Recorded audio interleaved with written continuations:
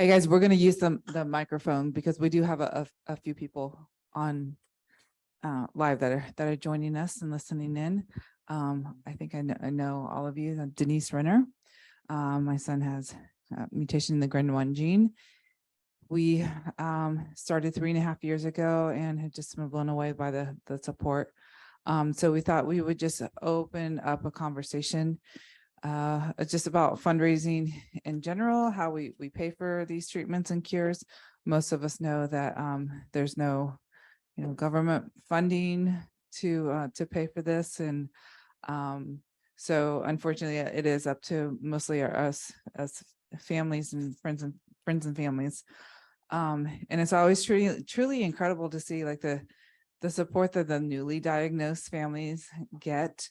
I'm sure a lot of us are in the same boat where when we first get our new diagnosis, there's almost like this processing time, this initial shock.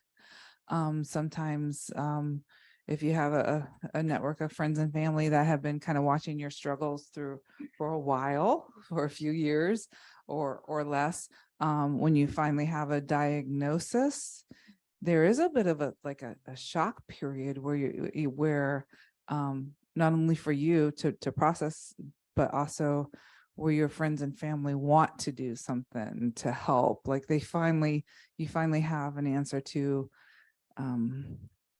your kid is missing milestone, and maybe you have friends that are having children around the same age too, and they know that they're watching you struggle with your kid. And when you finally have some type of diagnosis, it's so incredible to see how so many people rally behind you, around you, and want to do something to help.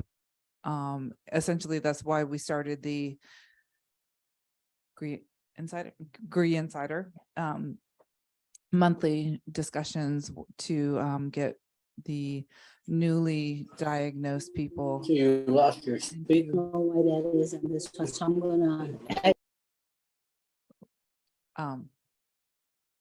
Anyway, so yeah, so we do a couple of different peer-to-peer campaigns.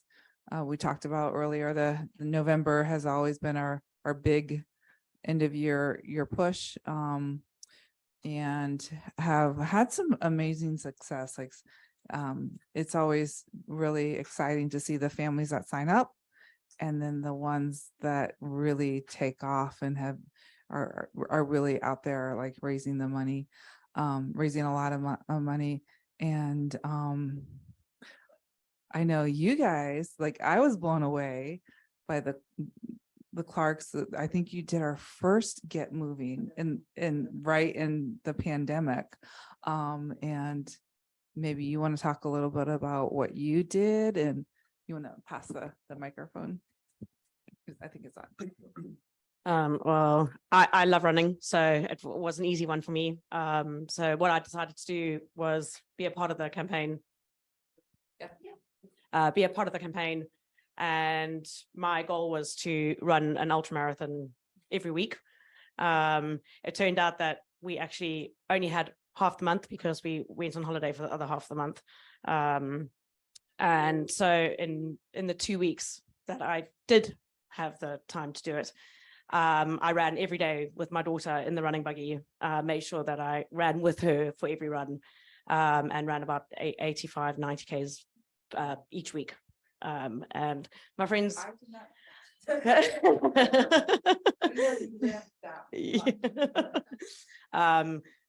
and our friends and family were amazing at supporting us. I think we raised about £3,500 or something just from doing that, which was great.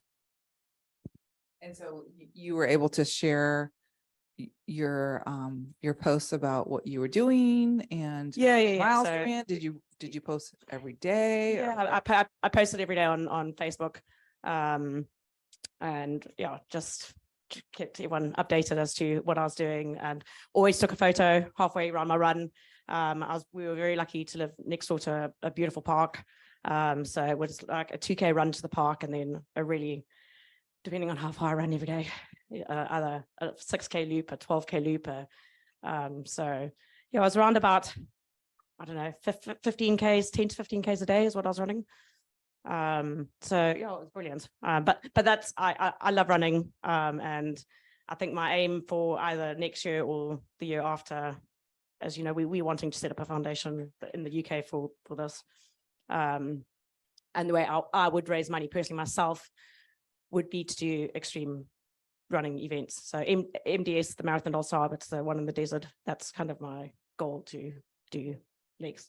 Got to do these crazy things, because running a marathon, I've done 20 of them, and it's so I've got to make sure that it's more than just running a marathon, because it's a challenge, obviously, but not one I feel I can ask people for money for, because I've done so many of them. So yeah, that's my story. Yeah. How many miles is that you go out to that about every day? Yeah, about 50. Yeah. 50 miles a week. Yeah. 85K. Yeah, kind of. Did you kind of publicly announce your? Did you publicly announce your kind of running goals at the onset of the fundraising campaign? So you kind of. Yeah, Publicly I committed to these kind of said that the goal was to run an ultramarathon a week. And had I been in the UK for the entire time, I would have carried on doing it for the remaining 2 weeks.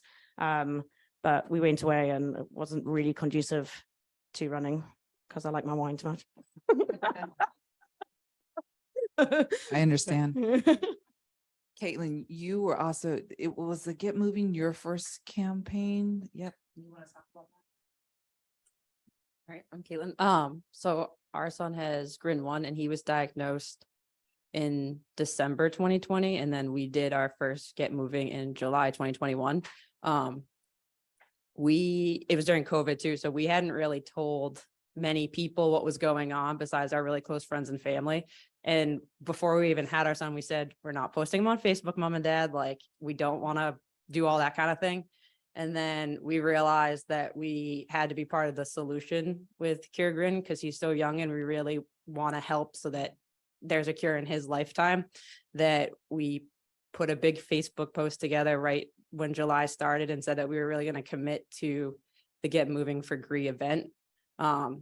So I think we also had a lot of friends that had just had kids around the same age as our son. So I think people really understood and felt for us. So that first year we got a ton of support, like way more than we expected to. And I think we tried posting between me, my husband, and my parents and in-laws and aunts and uncles. We kind of did one post a week of a picture of Miles, and then just saying thank you and something inspirational or something about him. And we were just really surprised. We didn't do the next fundraiser in November because we didn't want to hit people up twice.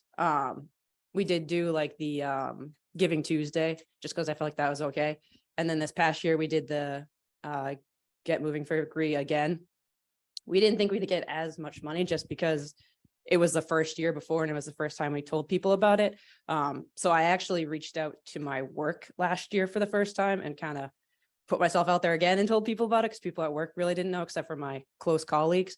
And my work actually sponsored the event, and they actually sent it out to, like, we're a big company, and they sent it out to other locations. So like our New York, our Connecticut office and everything. I'm from Mass. And they made an event at work. So there was people tracking their hours, and they all donated. So like a lot of my donations from last year actually came from work, because I'm trying to look for other avenues of asking for money, because I don't want to always have to hit up friends and family, even though they've been really great about it.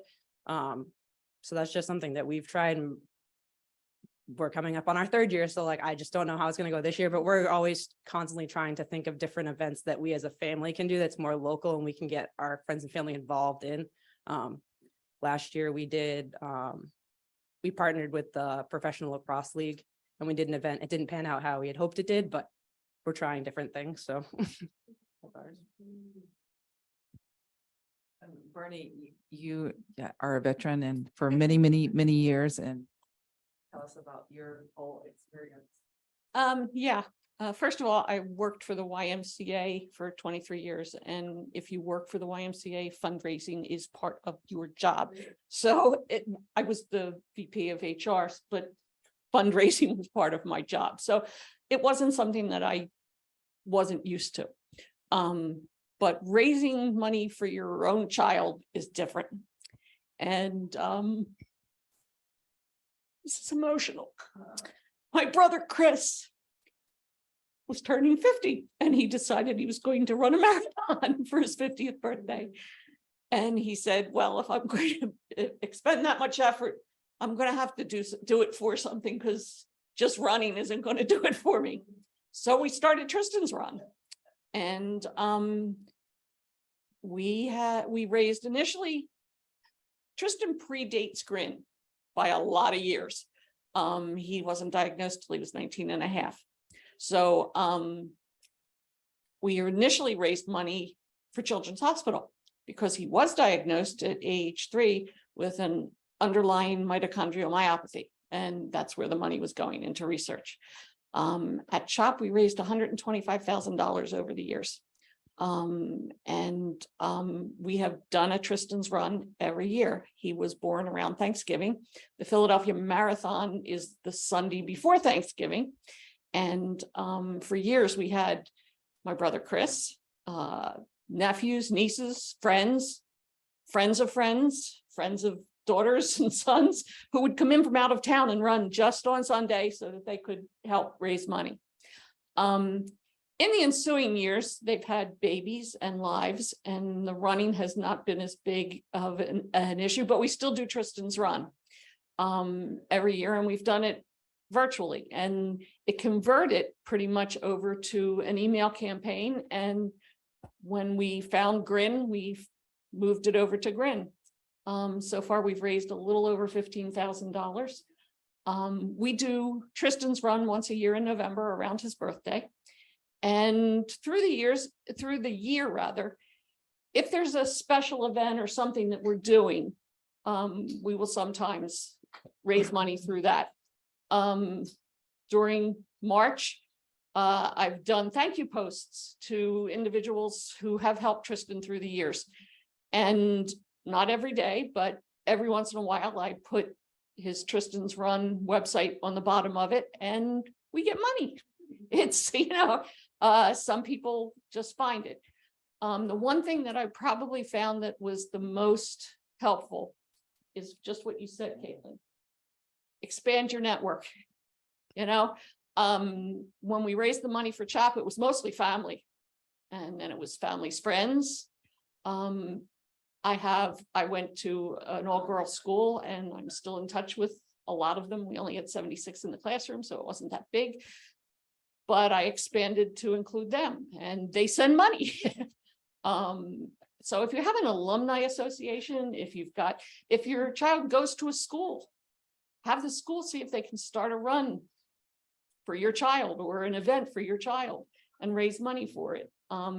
Finding networks of people that are out of the box so that you're not going to the same people all the time is probably the easiest way to raise money. No one likes asking for money. It especially gets harder when your child isn't a child anymore and he's not as cute and lovable. That's not you, bud. But as kids age out of being cute and cuddly, raising money for kids who still have the disorder, even though they're not cute and cuddly anymore, gets harder. So expanding the network really helps to have the kitty. You've participated. Yeah. All these years. Hi, I'm Tristan's sister, and I also work in nonprofit and have done fundraising because I grew up at the Y, and so being the child of a YMCA employee means your job is fundraising. But I think what Kaitlyne was speaking on at your company is really important, because engaging, at least in the US, I can't speak to other countries, but in the US, most corporations will match donations.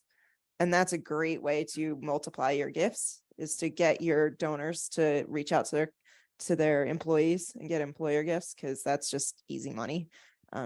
Beyond that, it really is expanding. The nonprofit I work with, we do community fundraising. And so it is all about using your community and all about figuring out different ways, because we have people who don't have communities. And then where do you, kids in school, churches are huge. And then just writing stories is fantastic. But I mean, we were lucky in that what she's leaving out is we have a very large family. So we had a community built in. So that helped immediately. But beyond that, I will definitely double down on the fact that, as you know, we're all going to come into the fact that fundraising is definitely going to be at its easiest at time of diagnosis, at time of crisis. And then what do you do after that? The constituencies I work with have lifelong disorders, lifelong injuries, and we have those conversations all the time where you're doing the same fundraiser year after year after year after year. So what do you do? Some people turn it into an annual fundraiser. Maybe you don't do a lot of little ones throughout the year. You do an annual fundraiser. You just find those out of the box. We have one flyer of a woman who did a fundraiser that was donate twice your shoe size. It's like just being super creative with your fundraising. What's going to actually make someone read your flyer? That's important. Now hold it. Lauren, you've participated for all these years. What's been your most successful or memorable thing about fundraising? What have you found? Have you been surprised by anybody? No, because I have a lot of people who support me, and so it was expected, honestly. She let them know. I'm not. I have a lot of support. I'm very, very grateful and thankful for the support that Carter and I have to be able to do what we do. So it wasn't completely unexpected, but I noticed, just like all of you said, at time of diagnosis is when we were the most successful. And then as it goes on in your community, if you don't expand it, it becomes harder and harder. It doesn't matter. Carter is cute and cuddly. You heard me? Okay. He is cute and cuddly. It doesn't matter, especially when people see him progressing. It's harder for me to make them understand that that doesn't mean that he won't die. Like, I know that sounds terrible and morbid, but it's still a fact. And regardless of how he looks, we're here for the whole community. And this goes to all the GRIs, right? And I think what's been the most successful to me is being able to show the results of what we've done with the money. So the projects that we're investing in, the ambassador program, how we've been able to gather these clinicians and resources from countries around the world, globally, connect with all these families around the world is so important. And how we're changing the face of GRI. And I think that's what people want to see. This is what my money's doing. This is what it's going towards. And that's what's been successful for me. And maybe that's a Southern thing. And that's what we like. Like, I worked for United Way for 10 years before I joined CureGRIN. So I have a lot of fundraising experience. And that's what I've learned, that especially if you approach like a major donor who's going to be in the millions, you want to know what their passion is, and you want to know what they want to do with their money. So here are these projects that we're funding. What do you like the most? What do you see that's interesting that could change the face of GRI and of our kids? Something you said just hit my brain. And that is, the other thing is that we always tend as the parents to put a good face on it. You know, we post all the happy things that happen. And every once in a while, as you say, when you see the progression and people see the progression, they forget about the daily life and they forget about the what ifs. I find that every once in a while, and it's people's human nature, when I remind them about what Tristan's daily life looks like and what all our kids' daily lives look like, it ain't all Skittles and chips, and that tends to reach them sometimes, because, you know, when you show all the nice things they're doing and all the places they get to go and the things that they're doing with successes, because we do have some, people forget that there's still a crisis at hand and it can happen any minute. And every day is a crisis some days. They don't know that, you know, he's been in the hospital 12 times this year. They don't know that he has 27 doctors that he has to go to on an annual basis. So just reminding them that, yes, there are successes and we're very proud of those, and We hope to see more down the road. But it's not Skittles and chips. It's a crawl to the race. It's not a run. So. So one thing was, I know Heather reached out to some people about fundraising and asking, why do you not fundraise, or what are your fears with fundraising? And a lot of people said that they were afraid that they weren't going to make any money if they did fundraising, which I didn't like putting it out there and asking people for money, because it's never ever something I ever did before. But I remember just being amazed by like people I went to high school with, parents that I saw in high school, like the most random people sent money, but they also reached out, which was really, really nice to get. So I think if you're nervous about doing it, you're going to be really surprised by who does reach out and who does donate. And they're going to share, they may share a story that you never even would have expected them to know, somebody that has something similar, gone through a similar situation. And every little bit really does help. Even if you raise $5 or $10, you're also spreading awareness, and hopefully that will help further on. Or maybe you'll be surprised and you raise a bunch of money and you'll realize that you can be a part of helping with all of this. So that's just my 2 cents on that, if you're nervous about doing it. Yeah. And I'll say this is somebody who's a senior fundraiser. I've done this for years. I still get nervous. It's still awkward. I don't like doing it. It's not the most fun thing and fun part of this. But what Denise and I have talked about this thoroughly, people want to be asked. Like, regardless of how awkward you feel about it, or how weird it is, and oh my God, I can't believe I'm have to provide them so much information. No, people want to be asked. They want you to come to them, right? And they want to feel important. I thought about you, and I know how much you love Carter, and I know that you want more for our kids, and they want to be asked. I worked with a woman at the YMCA. My daughter is friends with their daughters. Her son passed away 10 years ago. Year before last, she saw one of my posts on Facebook and sent $500 in honor of her son. You never know who you're going to touch and why you're going to touch them.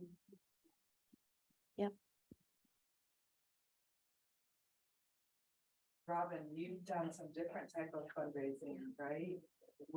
Did you sell a product, or? Yeah. First, you're from Australia? Yeah. Sorry, I'd love to take the mask off, but I've got a bit of a cough, so we'll just keep it on.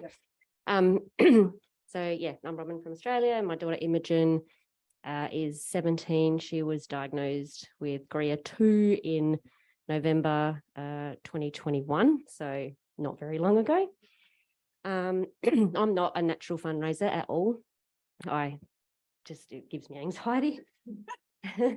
But we did do a fundraiser. The only other one we've done before was because obviously she's always had epilepsy, so we fundraised for that. About 7 years ago, we did where we live, there's a run, and it's a city to bay, and you can raise money through that, and we raised $5,000, which we couldn't believe. We put a target of 1,000 and it went to 5, so that was massive. We couldn't believe it. Anyway, so we've just sort of, been busy and all the rest of it, and recent diagnosis, and thought, okay, to do this. But I felt really funny about doing like a GoFundMe or any sort of thing where I'm asking for money, because I don't know, in Australia at the moment, they're just everywhere. Like, I feel like every second person's setting something up and asking for money for something. And because it's going to sound terrible, but like our GRIA disorders, nobody knows about them. So unless they know my child, they're not really going to care. Whereas if you're raising for cancer or something like that, it's something that's touched everyone. So, they're happy to donate. So I sort of thought, I was talking to my daughter's occupational therapist and said, I need to come up with something to do for fundraising. And she said, oh, we've done something recently for my son's soccer, and it went really well. It was selling wine. And I went, oh, I love wine. And anyway, it was a bit of a rush. It was the perfect time. It was coming up to Christmas. And I think I will do it again because everyone has asked me if I would. But I'll give myself a bit more time. But it's a bit different because when you're asking for actual donations, like you're getting $20 and $50 and $100 or whatever, adds up quick. Whereas if you're selling a bottle of wine, you're only getting a tiny little bit per bottle. So it looked like we were going nowhere. And plus, people need to be reminded that this is the last date to get your orders in, blah, blah, blah. And all of a sudden, all these orders came in. And the fact that the company that does it for their business, they sell the bottle. I don't know how they get these bottles of wine, but they're selling them cheaper that you can buy them in the shop. And they were good wines, like they were good local, they weren't just crappy ones. And people knew the brands and they were happy to order them. And they package it all up, they mail it out, or if people want to save on postage, they sent it to me and I delivered them. And all of a sudden this ute load of wine just came along. And yeah, so we ended up making $1,000, which I know isn't heaps, but I just wanted people to get something for their donation, and people are happy to do that if they know they're ordering something for a good cause and it's Christmas. So they're, it kind of worked. So yeah, lots of people have said, are you going to do that again? And I will. So yeah, that's it.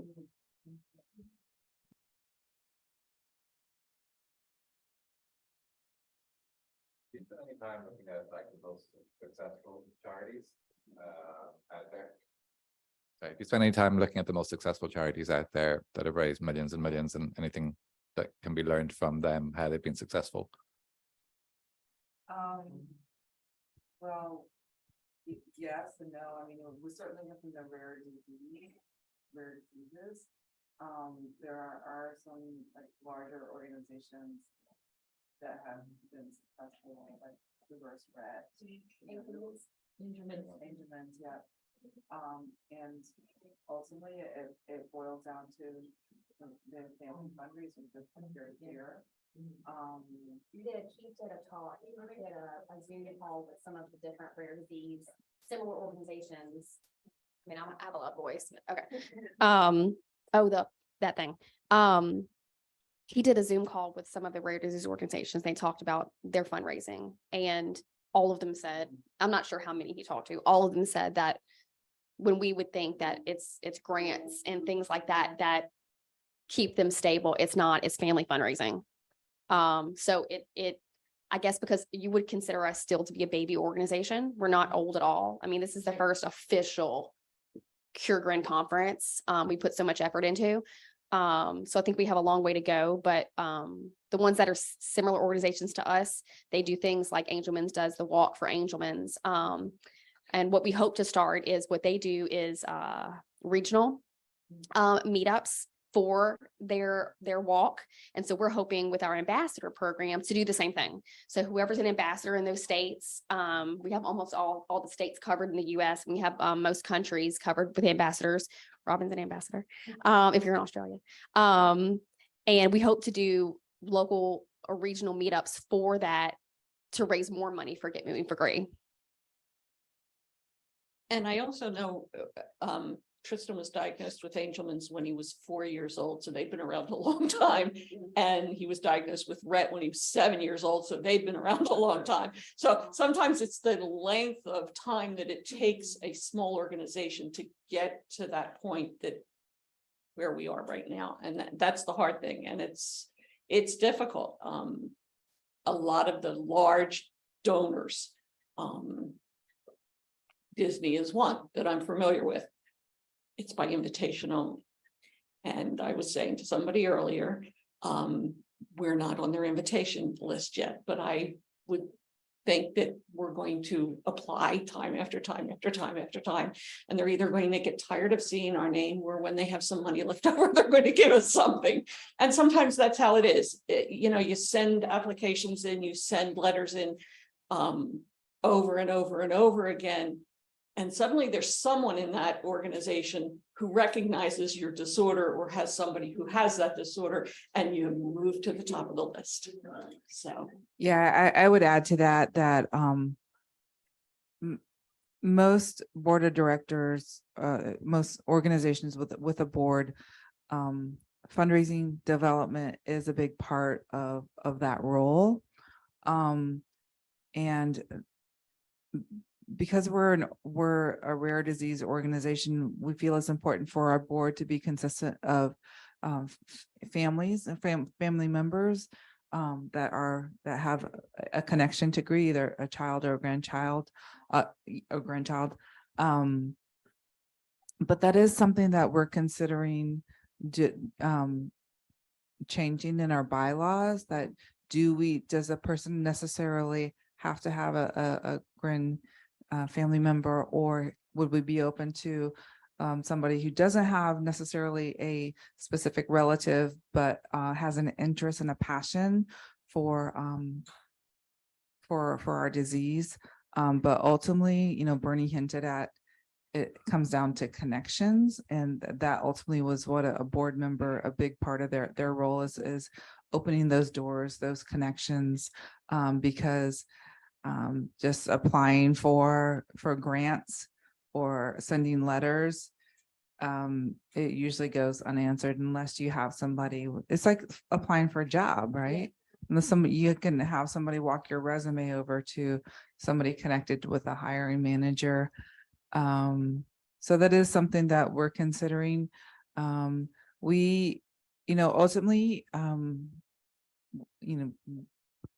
we would love to have, a newly diagnosed millionaire family that helps.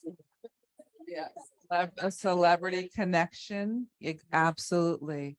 Or a celebrity that somehow has a passion. People always think, oh, all you have to do is send Mark Zuckerberg, right? Can't or some connection, but ultimately, people that are philanthropically minded, they probably have their causes, that are close to them already decided. But somehow, if you're able to share your story and somehow, get that information to them and have them, develop a passion for that, that'd be great. But it goes down to connections. Yeah. I'd also say the YMCA is a very big organization, but every YMCA is its own corporation. On our boards of directors, we used to have a main corporation and then branches. Every branch board member was responsible for $1,500 a year donation. Every corporate board member was responsible for $5,000 a year. In addition to their contribution, they were responsible to go get an equal donation. So a lot of non-for-profits use their connections and their board members as their foundation money for their fundraising. And then the balance of it, we were always responsible to get by raising money ourselves as a YMCA. So it's a non-for-profit that runs the same, whether you're this big or this big. But having board connections is a large part of how you get to the next level of fundraising.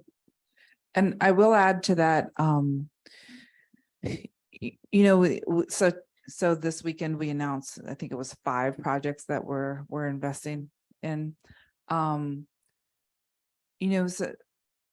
we do have the opportunity sometimes to leverage the connections and make potentially like smaller seed investments to projects that won't necessarily have a big end result for us specifically, but turn it into a project that could potentially be funded by like NIH, get bigger grant money for NIH, and that happened with the collaboration with homology and Amy Ramsey's lab. So ultimately, it wasn't necessarily our money that we invested, but we invested our time into making those connections and those partnerships happen. That turned into, I think it was like a $2 million grant. Am I right? So, we can sometimes do a lot with just our time or input. With GRIN Therapeutics, we were able to write a letter of endorsement for the FDA to get their clinical trial started. So that's, again, that's investment in our our time, that didn't necessarily take our money, but we're able to, invest our time into further in the research that way as well. Another thing I would say is, don't be afraid to ask friends and family, not for money, but who do you know? Yes. You know, who do you know? That's an investment in an introduction. Maybe someone knows an individual who could, even if they're not the person who can move you forward, they know someone who might be able to, or they know someone who can get you to someone who could. So finding those connections can be invaluable in moving us forward in other ways, as well as fundraising. Yeah, that's a great point. So more of a soft ask. Sometimes if I know somebody that I don't necessarily want to ask them for money, maybe I approach it as, hey, I did this for our Giving Tuesday campaign. Was I personally knew there was a project that was at risk for not being funded, that I believe would be more beneficial for Brett. I asked my network, like, hey, could you help me make this happen? Or do you know somebody that you can connect? Who do you know? Like, instead of, if you don't feel comfortable asking them directly for funding, maybe approaching it as, hey, I've got this on my mind. Do you know anybody that I should contact? So many law firms, all of us know some lawyer somewhere. Many law firms, especially those who deal in fiduciary responsibility, they represent people who represent foundations. So sometimes if you ask a friend who's an attorney, do they know anyone who might be looking for an investment in a non-for-profit? They could have somebody. Financial advisors sometimes have people who are looking for places to put their money at the end of the year. So it's not always about who you ask, it's about who you ask, who they know.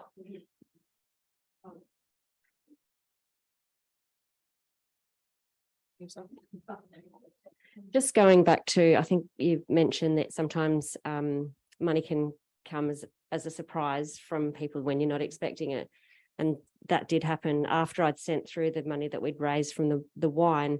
I was sitting at a work Christmas function, and all the speeches, and I was getting a bit bored.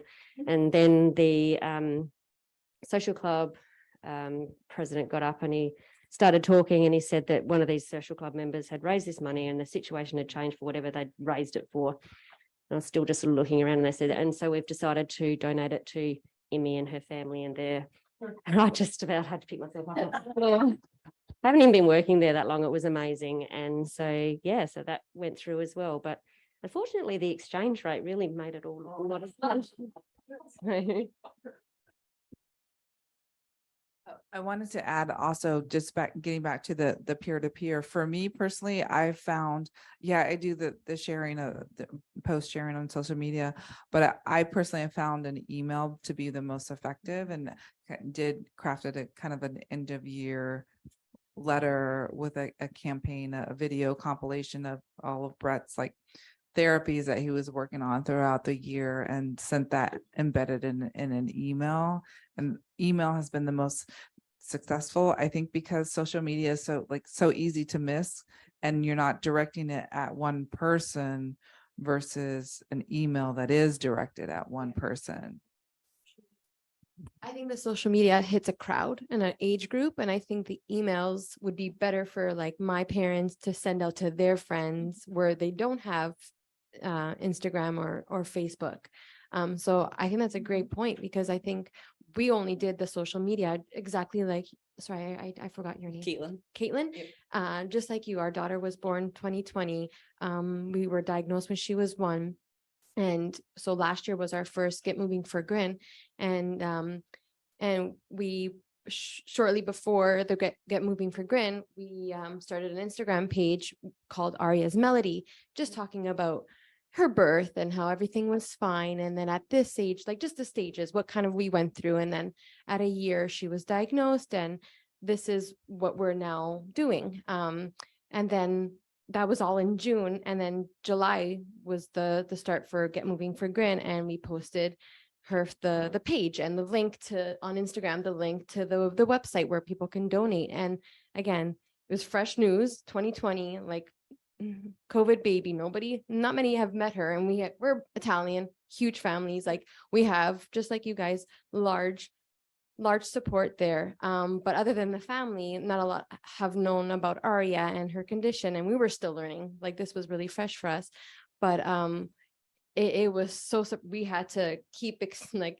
upping our our target, because it was insane how much attention we were getting. And then small little groups would actually go off and do their own little things. We had a friend of ours who does a golf charity every year for a child who needs a certain surgery, and he had leftover funds from that, so he gave a good 1,500 there. And then another friend who was his parents were selling the furniture from their cottage, and all the proceeds went to Aria. So it was really cute, and the kids were selling lemonade. It was just like, it was so beautiful, because it just like it was like a tree, and there's all these little branches where we were getting a little bit more. And but to your point, it's really hard to beat, because that was our first year, and we raised 12,000, and that was amazing. But like now this year the pressure's on, like how do we get that or more? And so we were chatting really quickly with Keith yesterday, and he's from Toronto, we're from Toronto, and we're thinking of, physically doing a walk like in a park in Toronto, and like I feel like a lot of people will benefit from actually physically seeing Aria, and like being in the environment with her, and like having a balloon animal making guy, a face painter, like making it very interactive and fun, but to give back, like just like your wine. Like, so yes, there's a ticketed price or whatever it may be. We haven't thought that much. We haven't got to all those little details, but I feel easier selling that ticket for $100 or $50, whatever it is, because you're going to get lunch, you're going to get a face painter, you're going to get a balloon. All these things will cost, but we're hoping sponsors, and we have some family who have companies who will donate or sponsor certain things. So we're hoping that would cover that plus some, and then we can maybe get to the same number. But yeah, it's hard, like just thinking of something every year. But I think the theme is there, and we just have to, for us anyways, I think that's going to be our yearly thing. But we only do the June one as well. We don't, yeah, it gets kind of for us anyways, but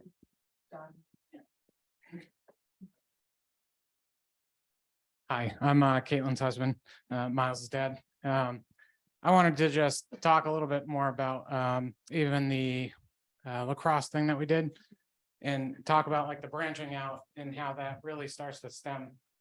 It may not have gone very far, but we did have even just one particular guy who took an interest, read up on it, had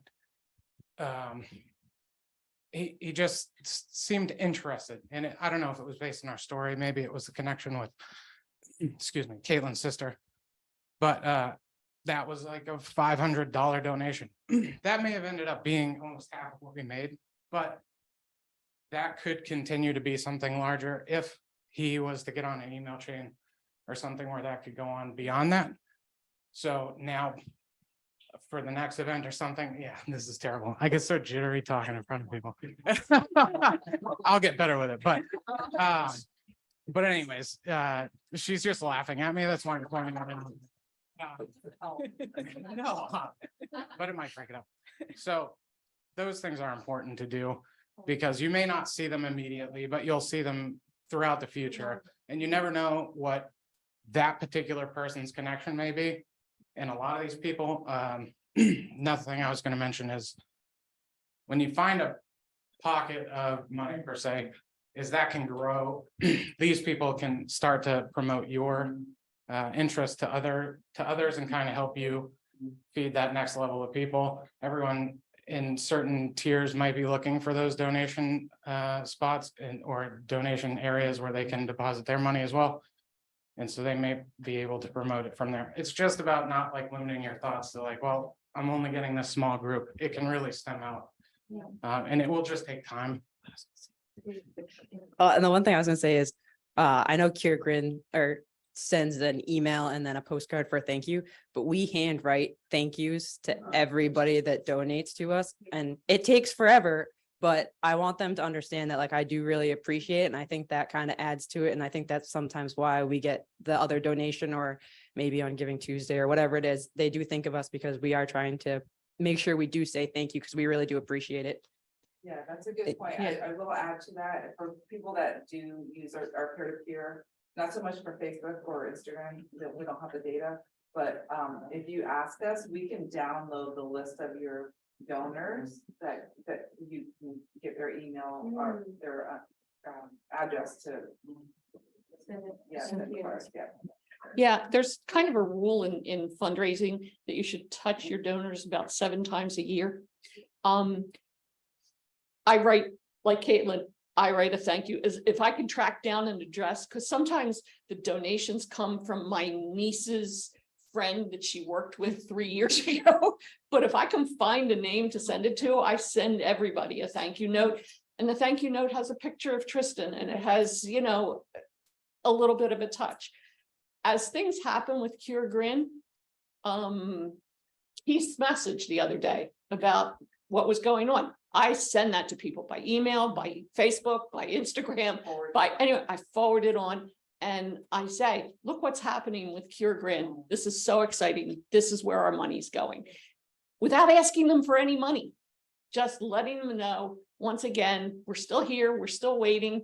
And this is what's the excitement that's happening. And this is how we're getting closer. Yeah, it does. Tell them your little Christmas card tip. On the back of my Christmas card, you know how you get a Christmas card and it has the pictures on the front and it says Merry Christmas and it has your name. On the back of the card, I put CureGRIN and Tristan's website on it so that anybody who has money left at the end of the year that they want to donate can send it to CureGRIN. One thing I wanted to bring up that we do at our nonprofit for our clients, it's just, you know, the annual fundraisers and the major fundraisers always take precedent by all means, but you can't underestimate who you might meet in line one day getting coffee. Or my older brother met someone on a plane and they ended up being a CEO of a major company. So we provide them with business cards, and you can make business cards on Vistaprint for nothing, 250 business cards. You can get them, put a QR code, just carry them with you. And it's just such a natural thing to be having conversations. And you're not even making an ask, but you can put a picture, put a QR code. You're always having that. Yeah. Finding out more, fundraising, making a donation. You have no idea who you're going to be having a conversation with day to day. So it's just a very easy way to always have it in your pocket. You know, what's fundraising like in the country? We don't have we don't really have a culture like you have over here when it comes to fundraising. It is done, but to a limited extent.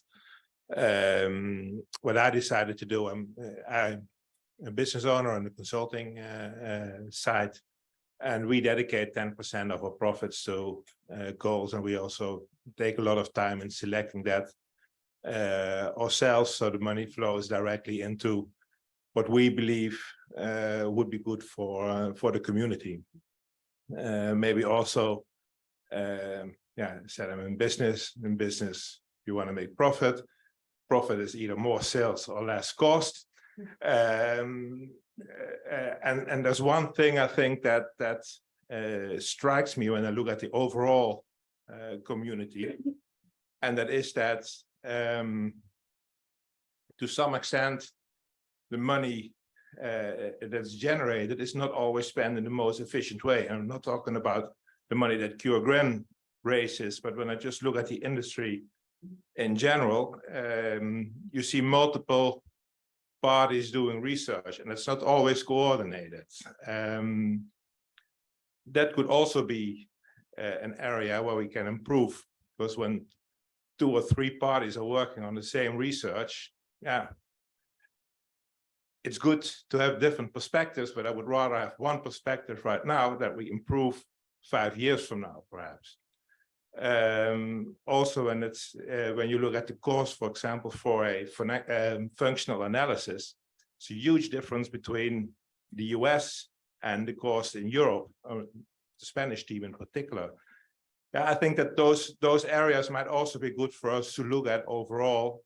On one hand, you need money coming in, but on the other hand, you also have to see that we achieve our goals by focusing where the money goes, and also, maybe stimulate those people that spend the money to do that as effective as possible. Wow, you've been around this for a lot of years. Words of wisdom. Oh, that would be words of wisdom. But to bring it back to practical ground level, I went from corporate science back to teaching science, and I taught at a private boys' school in New Jersey, and they would have, they had uniforms and all that good stuff, and they would have dress down Fridays. And it was for, and the kids would pay $5 or whatever it is, and they could wear, what they would like to wear. And they started doing it for GRIN. So, even that little bit, you have, a big enough school, sometimes they would get $3,500, $3,600. And it was just, there's no middleman or anything, right to GRIN. So something as simple as, and you're not really moving a product or something tangible per se, but the kids enjoy wearing their street clothes or, whatever. And, it's a small donation for most of the kids there. And what I did, we had posters made up, with Trey and Little, and I, in my classes, they had a question, hey, Mr. Mullen, what's this thing with Trey? And, and I was explaining what was happening, and they were kind of interested. And even on parent teachers night, some of the parents would come up and say, oh, I heard about your son. And, and there you start to expand your base, and I never knew who, was going to talk to someone else.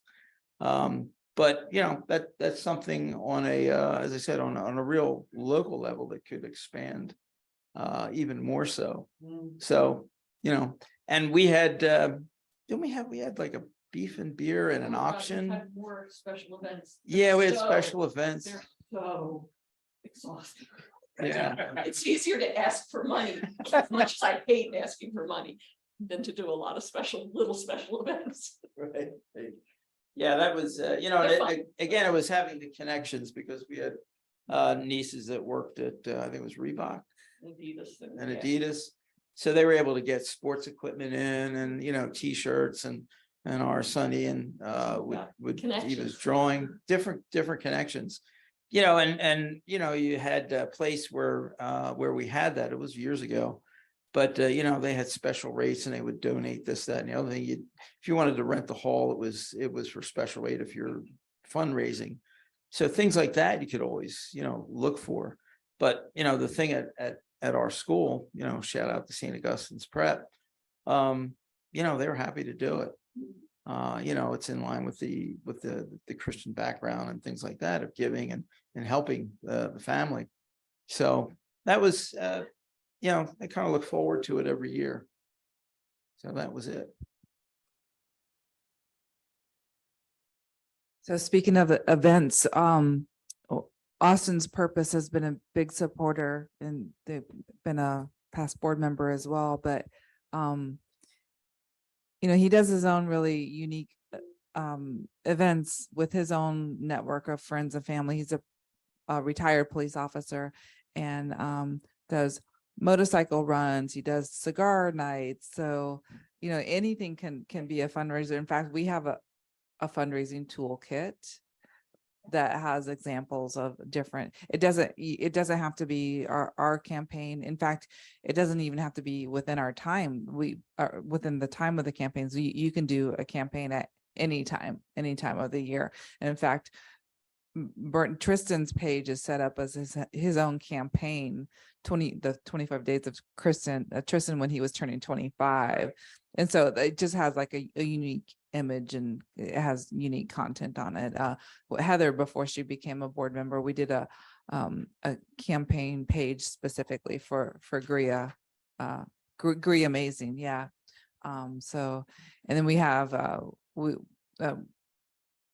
have a grandmother in UK. I talked about it at the award ceremony that sells plants and jam and with a harp ceremony all together. Like, how creative is that? So, everybody has to work within their own comfort zone. And no amount is too small. I mean, our GRIN family is growing, if you have 100 people and they can each only raise $250 in an event, that's $2,500. And that's not that's not anything to snub your nose at.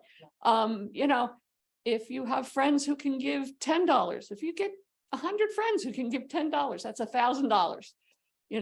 My nieces and nephews, I have a lot of nieces and nephews. My nieces and nephews might give $20, but I've got 40 of them. So, they feel good because when they pull their money together, on Tristan's page, you'll see it says cousins, and the cousins all put money together. They gave $500. So, it's not the amount, it's the thought and the kindness of people that really counts. Well, I think we're done. Yeah, thank you everybody for joining us. This has been it's really cool to see get the nice to see tidbits from everybody else, what everybody else is doing. But thank you for participating. I think we're gonna go back to the main session just to do a wrap up, and then we're gonna. Thank y'all. Thank you.